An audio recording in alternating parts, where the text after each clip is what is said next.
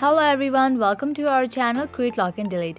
In this video, I'm gonna show you how to download Emo. Emo is a free, simple and faster international video call and instant messaging app. It allows sending music, videos, PDFs and other files along with various free stickers. It supports encrypted group video and video calls with up to 20 participants.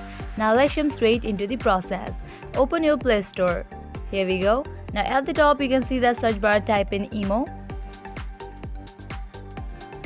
You can see that app has appeared. Now what you have to do is tap on install and it started downloading. This is very easy and simple process.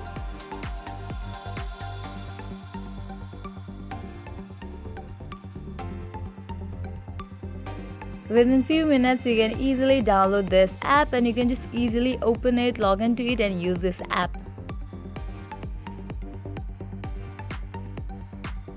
After it is downloaded, you can open and use this app. At the end, if you find this video helpful, make sure to like, share and subscribe to our channel. Thank you.